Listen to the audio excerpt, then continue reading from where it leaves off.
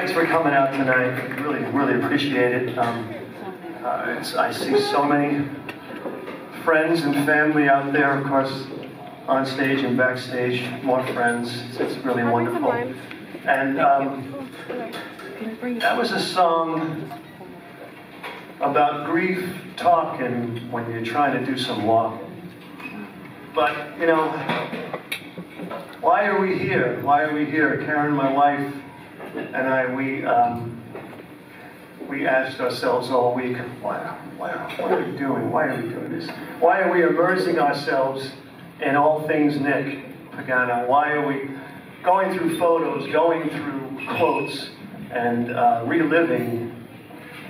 And then you switch over to, well, we had a wonderful family life. We had a wonderful child, and that kind of energy needs to prosper, that energy that Nick put out there. And I say Nick put out there, and I know I've said this story before.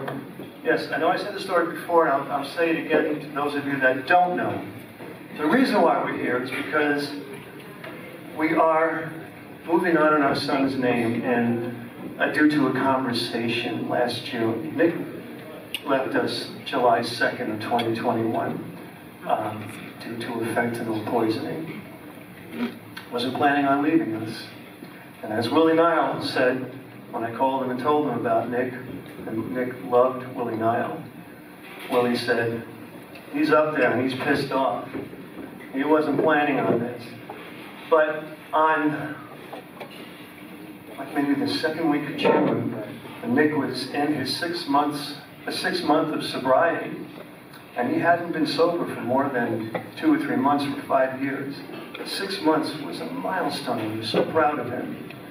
And Karen and I took him out to lunch, and he was clear, and he was full of life, and he said, I want to go back to school and get my social worker's license.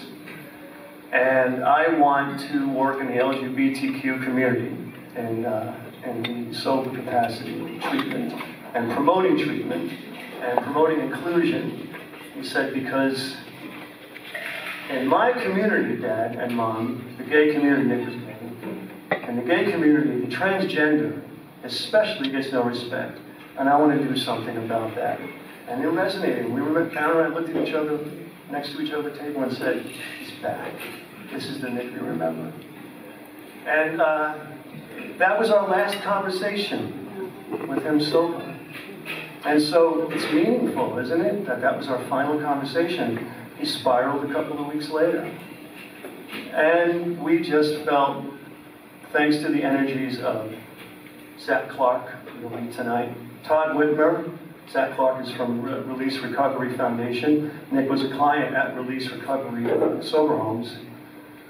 Zach Clark started this wonderful foundation. He reached out to Todd Whitmer over at Carey Treatment in Pennsylvania, the greatest treatment center in the world. Nick was there twice and made some progress. And along with Doug Levy, to sort of get the engine going, they came to us and said, we also remember this about Nick.